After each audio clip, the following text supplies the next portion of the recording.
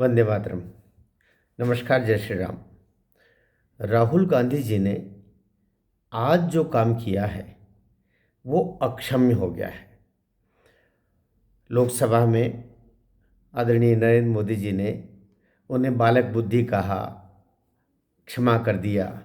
क्षमा बड़न को चाहिए, छोटन को उत्पात, ऐसी एक लोकोक्ति कहावत भी है कि बच्चे गलतियां कर देते हैं तो उनको माफ़ कर देना चाहिए। लेकिन जब बालक या बालक बुद्धि के स्थान पर उस बुद्धि में षड्यंत्र के बू आने लगे और वो आपराधिक षड्यंत्र केवल व्यक्तिशः न होकर के राष्ट्र के विरुद्ध होने लग जाए, तो ऐसे में फिर न केवल चिंतित होने की आवश्यकता है बल्कि उस पर कार्रवाई का समय भी आ जाना चाहिए।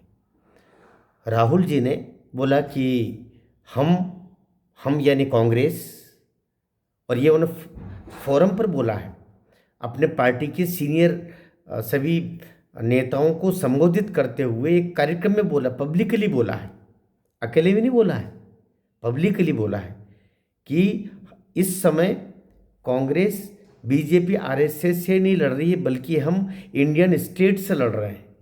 ओह, ये बोलते समय सोच समझ के बोला है, ऐसा नहीं कि अनजाने बोल गए, स्लिप ऑफ टंग हो गया हो, ऐसा नहीं, सोच समझ कर बोला।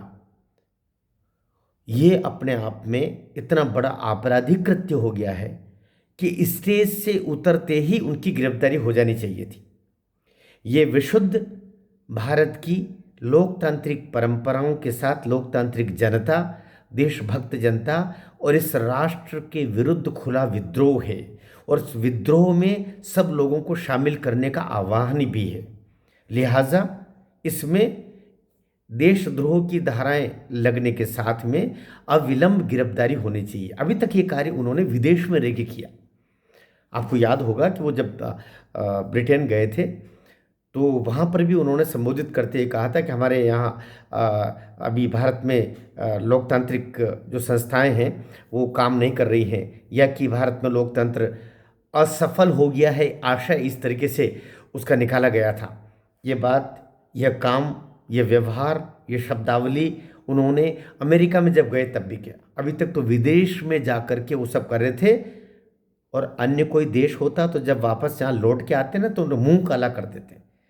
लेकिन उन्होंने देख लिया कि वो बराबर डंके की चोट वहाँ से ये बोल करके देश में आ रहे हैं, और फिर भी यहाँ देश की जनता गुलदस्ता लेकर के और दिल्ली एयरपोर्ट पर उनकी खड़ी रहती है।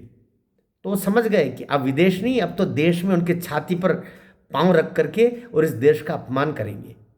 परिणाम, इंडियन स्टेट के खिलाफ हम लड़ रहे हैं, सरेआम बोल दिया। इंडियन स्टेट मतलब भारत की सेना, इंडियन स्टेट मतलब भारत का संविधान, इंडियन स्टेट मतलब भारत की न्यायपालिका, इंडियन स्टेट यहाँ के राष्ट्रपति, यहाँ की संसद, यहाँ का लोकतांत्रिक संस्थाएं, यहाँ की सारी सारी वे जो निर्वाचन आयोग, जितने भी आपके ये सिस्टम में काम करने वाली जितनी भी लोकतांत्रिक संस्थाएं, सभी उसमें शामिल है। इन सबको कोलैप्स करने का आह्वान उस व्यक्ति ने किया है।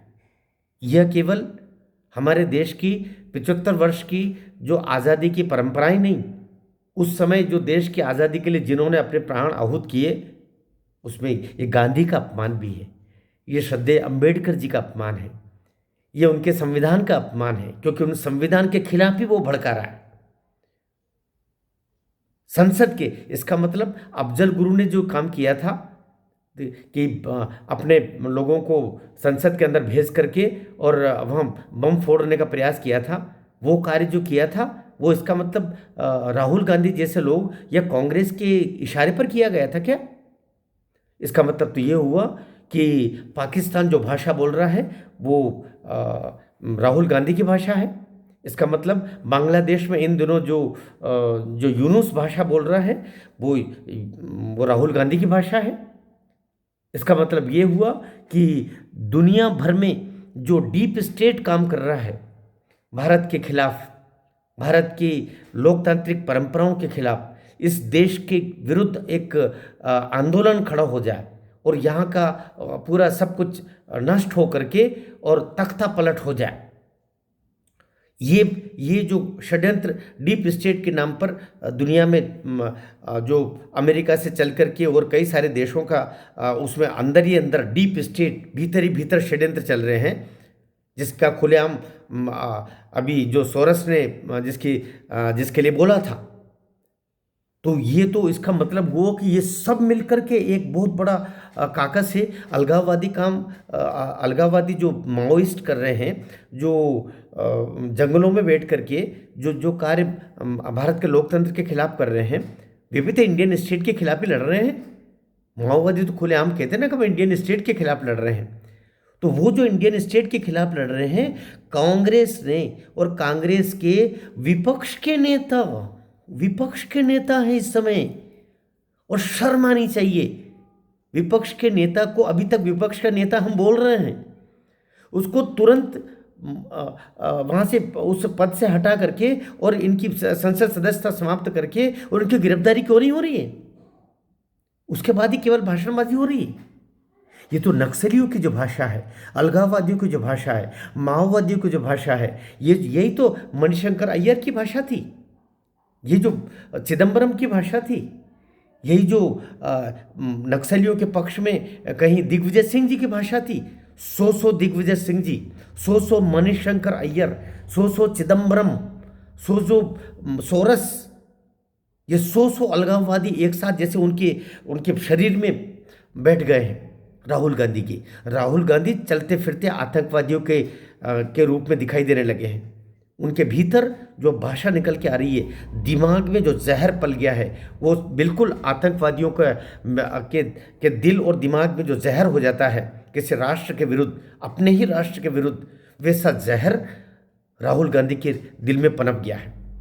तो इस समय मैं सोचता हूँ कि ये जो उनकी बार बार रहती है ना कि हम जाति जनगणना कराएं ताकि देश में विद्वेष फैले, हम फिर से आरक्षण का ऐसा कर दें विद्वेष फैले, हम भाषाओं के आधार पर इनको उनसे हम लड़ा दें विद्वेष फैले, या कि हम संपत्तियों का बंटवारा कर दें विद्वेष फैले। कुल मिलाकर के एक संत, एक राष्ट्र सेवक नरेंद्र मोदी जैसा, और उसका पूरा संगठन लगा हुआ है देश को जोड़ने में, और ये बंदा निरंतर देश को तोड़ने में, देश में जहर बांटने में लगा हुआ है। तो जमानत पर है नेशनल हेरेंट केस में, जो हजार करोड़ रुपए का जो गबन दोनों माँ बेटे ने किया है, उसके जमानत पर अभी ये घूम रहे हैं। लेकिन मुझे लगता है कि आप बहुत क्षमा किया है। कभी कभी लगता है नरेंद्र मोदी जी, कभी कभी लगता है अमित शाह जी, आप ये क्षमा के योग्य नहीं हैं। और अब जो क्षमा कर रहे हैं, आप देश की जनता का अपमान कर रहे हैं। देश के लोग, इसको क्षमा करना देश का अपमान करना है, इसको क्षमा करना देश के लोकतंत्र का अपमान करना है, इसको क्षमा करना, इन सारी गतिविधियों को क्षमा करना देश के संविधान का अपमान है, देश की न्यायपालिका का अपमान है, देश की संसद का अपमान है, वो तिरंगे का अपमान है, जो हजारों हजार लाखों लाख बलिदानियों जो इस राष्ट्र को राष्ट्र बनाने में, इसको स्वतंत्रता प्रदान करवाते हुए और यहाँ तक लेके आने में जिन्होंने बलिदान दिए हैं, उन सब का अपमान है। क्योंकि ये तो अब देश के विरुद्ध लड़ने लगा है, ये तो देश के विरुद्ध खुलेआम बोल रहा है कि मैं इस देश के विरुद्ध लड़ रहा हूँ, मैं इंडियन स्टेट के खिलाफ लड़ रहा हूँ। तो मुझे लगता है नरेंद्र मोदी जी, क्या सेना के विरुद्ध जो जहर फैला रहा है उसको आप अब भी क्षमा करेंगे? इस देश का सुप्रीम कोर्ट को क्या स्वयं मोटो नहीं लेना चाहिए, स्वयं संज्ञान लेकर के, और राहुल गांधी की जमानत को रद्द नहीं करना चाहिए? क्या इस समय जितनी भी न्यायपालिका के ये जो पत्थर मिट्टी से बनाए हुए जो जो जो जो भवन बने हुए हैं, उन सबको कार्रवाई नहीं करना चाहिए? देश की जनता की आखिर कितनी परीक्षा लेंगे? इसलिए मुझे लगता है कि ये जो जनगणना के नाम पर जाति जनगणना, जाति, और वो भी हिंदुओं की जनगणना, और हिंदुओं में केवल दलितों के साथ ऐसा हो गया, पिछड़े कितने हैं और आदिवासी कितने हैं, और खुद की जात के जब पूछे तो वो नाराज होकर के सामने वाले पर एफआईआर दर्ज कर देना।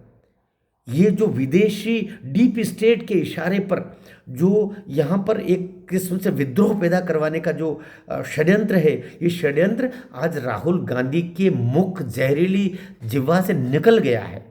इसलिए अब मैं सोचता हूँ कि वो समय आ गया है जब सभी राष्ट्रवादी शक्तियों को एकजुट होकर के इस जहरीले फन को कुचलने का समय आ गया है। यह फन अब देश के लोकतंत्र को कुचल को निगलने को आतुर है। यह इस देश के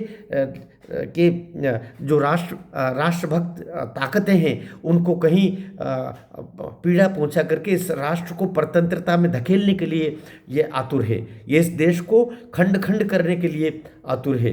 ये अब तक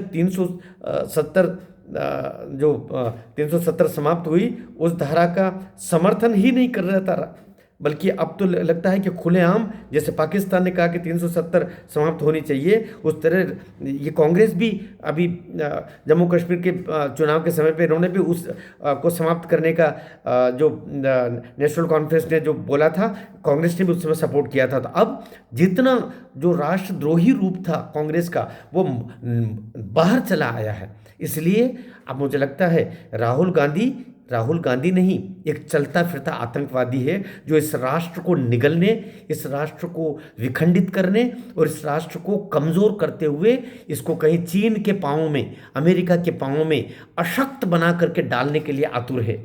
इसलिए अब तक जो सोचते थे ना कि ये चीनी राजदूत से जाकर के अंधेरे में राहुल गांधी क्यों जाकर के मिलते हैं नेपाल में, क्यों जाकर के मिलते हैं, ये जब इस समय गलवान घाटी का युद्ध हो रहा था उससे पहले क्यों जाके मिले थे, क्यों नरेंद्र मोदी को बार बार उकसाते रहे कि ये चीन से डरते हैं। कुल मिलाकर के या तो भारत को युद्ध में झोंकना और युद्ध में झोंकने के बाद में फिर दुश्मन देश के साथ जाके मिल जाना, ऐसा क्यों न माना जाए। इसलिए अब मुझे लगता है कि अब अति हो गई और अति सर्वत्र वर्जयते, ये जो कहा जाता है, ये अब तुरंत इनकी जो जमानत पर घूम रहे हैं, इनकी संसद सदस्यता भी समाप्त होनी चाहिए। और ये जो विपक्ष के नेता का जो पद दिया हुआ है, मुझे लगता है कि इन दिनों में वो पागल हो गए हैं बिल्कुल। जिस तरीके से इंडी गठबंधन में सब उनको छोड़ छोड़ के जा रहे हैं, क्योंकि धीरे कि किसी के नज़दीक जाते हैं तब उसके भीतर क्या चल रहा हो पता चलता है। तो अब धीरे धीरे करके सारे विपक्षी नेताओं को भी समझ में आ गया है। इसलिए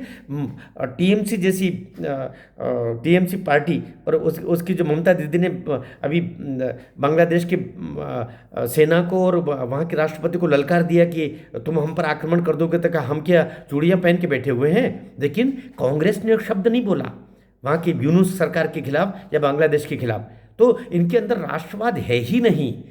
वो सही किसी ने कहा था कि विदेशी संतान कभी भी राष्ट्रप्रेमी नहीं हो सकती है। अब वो समय आ गया है, नरेंद्र मोदी सरकार को सख्त निर्णय लेना चाहिए। ये जनता का आह्वान है, जनता का मन है और जनता चाहती है कि क्योंकि आप ऐसा करके फिर अन्य लोगों को भी आप रास्ता दिखाएंगे कि इस तरीके से भी देश के खिलाफ सरेआम विद्रोह करने के बावजूद भी आप कोई कार्रवाई करने में समर्थ नहीं है। इनको तुरंत राहुल गांधी की संसद सदस्यता समाप्त हो, इनको विपक्ष के नेता पद से हटाया जाए। नेशनल हेराल्ड केस में भी इनकी जो जमानत पर चल रहे हैं वो जमानत रद्द हो और इनकी गिरफ्तारी हो, साथ में इन पर FIR दर्ज हो राष्ट्रद्रोह के खिलाफ और उसमें भी गिरफ्तारी के दृष्टिकोण से इन पर अब केस चले और इनको चुनाव लड़ने के लिए अयोग्य घोषित किया जाए। मैं सोचता हूं कि अब अति हो चुकी है और ये सरकार को अब क्षमा करना मतलब राष्ट्र प्रेमी शक्तियों को कुचलने के समान हो जाएगा और राष्ट्रद्रोही शक्तियों